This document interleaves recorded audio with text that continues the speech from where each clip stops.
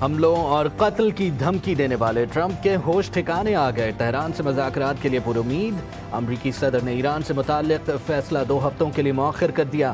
ترجمان white house Caroline لیوٹ نے کہا کہ ٹرمپ آئندہ 2 ہفتوں میں ایران سے متعلق اہم فیصلہ کریں گے۔ امریکی صدر ڈونلڈ ٹرمپ نے وال سٹریٹ جرنل کی رپورٹ مسترد کر دی۔ ایکس پر پیغام میں لکھا، وال سٹریٹ جرنل کو بالکل اندازہ نہیں کہ ایران سے متعلق میرے کیا خیالات ہیں۔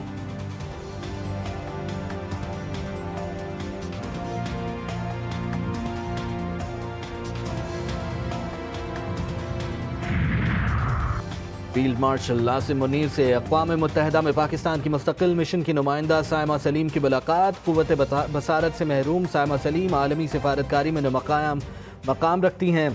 ISPR کے مطابق فیلڈ مارشل عاصم منیر نے سائمہ سلیم کی ذہانت، عزم اور کاوشوں کو سراہا۔ فیلڈ مارشل عاصم منیر نے کہا کہ سائمہ سلیم قومی عزم اور حوصلے کی علامت ہیں۔ پاک فوج معذور افراد کو بااختیار بنانے کے لیے پرعزم ہے۔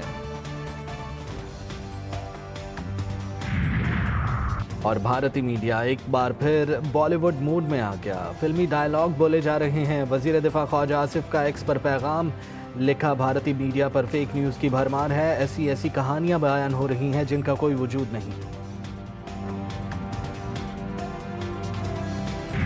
اسرائیل کا امریکہ کو مدد کے لیے پکارنا کمزوری کی علامت ہے۔ ایرانی سپریم لیڈر آیت اللہ خامنائی کا ایکس پر پیغام، لکھا اسرائیل کو بھرپور طاقت کے ساتھ جواب دیتے رہیں گے۔ اگر دشمن کو یہ احساس ہو آپ ان سے ڈرتے ہیں تو وہ آپ کو نہیں چھوڑیں گے۔ دشمن سے وہی سلوک جاری رکھیں جو آج تک کیا ہے۔ اسرائیلی وزیراعظم نتن یاہو کے مکروہ عزائم پھر سامنے آ گئے۔ کہا دنیا کا نقشہ بدل دوں گا۔ بن گوریون نے اسرائیلی ریاست قائم کرنے کا فیصلہ کیا تھا۔ میں نے اسرائیل کے وجود کو یقینی بنایا۔ ٹرمپ کو سب معلوم ہے کہ ان کے فیصلے کے آگے کوئی کھڑا نہیں ہو سکتا۔ امریکن دفاعی نظام ہمارے لیے کام کر رہا ہے۔ اسرائیلی وزیراعظم نتن یاہو کی تل ابیب میں دھماکوں کی جگہ کا دورہ۔ اسی دوران ایران کے میزائل حملے سے تباہ ہونے والی عمارت نتن یاہو کے سامنے ملبے کا ڈھیر بن گئی۔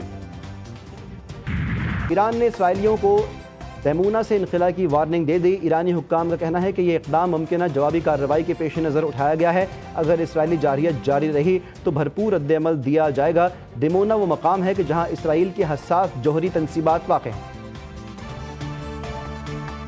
اسرائیل کے ایران پر وحشیانہ حملے، ایران کے عراق ہیوی واٹر نیوکلیئر ری ایکٹر کو نشانہ بنایا۔ تہران میں ریڈ کریسنٹ کے مرکز کے قریب فضائی حملہ، شدید دھماکے کی آوازیں، حملوں میں شہادتیں 272 تک جا پہنچیں۔ ایران کی اعلیٰ قیادت کو نشانہ بنایا گیا تو ایران اسرائیل جنگ تمام مشرق وسطی میں پھیل جائے گی۔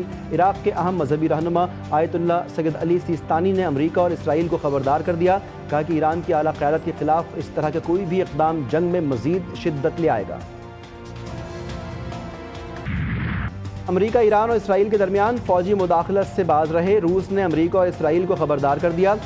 روس کے صدر ولادیمیر پوٹن نے امریکہ کو سخت انتباہ دیتے ہوئے کہا ہے کہ اسرائیل ایران کے شہر بوشہر میں واقع نیوکلیئر تنصیبات پر فضائی حملے فوری طور پر بند کرے۔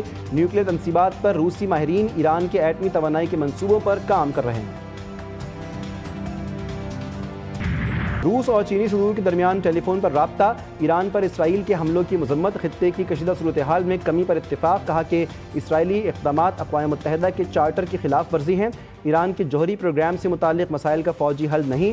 برطانوی وزیراعظم سر کیئر اسٹارمر کا امیر قطر تمیم بن حمد الثانی سے ٹیلی فونک رابطہ، مشرق وسطی کی صورتحال پر تبادلہ خیال۔ دونوں رہنماؤں کا کشیدگی میں کمی اور سفارتکاری کی ضرورت پر زور۔ برطانوی وزیراعظم کی امریکن صدر سے دماغ ٹھنڈا رکھنے کی اپیل، ٹرمپ سے ایران پر حملہ نہ کرنے کا بھی مطالبہ، جوہری تنصیبات کو نشانہ نہ بنانے پر بھی زور۔ کیئر اسٹارمر نے خدشہ ظاہر کیا کہ اگر ایسا کیا گیا تو اسرائیل کے ساتھ جنگ مشرق وسطی سے آگے بڑھ سکتی ہے۔ ایران اسرائیل کشیدگی کم کرنے کے لیے سفارتی کوششیں، یورپی وزرائے خارجہ ایران سے آج جوہری مذاکرات کریں گے۔ غیر ملکی میڈیا کے مطابق جرمنی، فرانس اور برطانیہ کی وزرائے خارجہ ایرانی ہم منصب سے ملاقات کریں گے۔ مذاکرات جنیوا میں جرمن قونصل خانے میں ہوں گے۔ یورپی یونین کی اعلیٰ سفارتکار بھی مذاکرات میں شریک ہوں گے۔ اسرائیل ایران جنگ پر اقوام متحدہ کی سلامتی کونسل کا اجلاس بھی آج ہوگا۔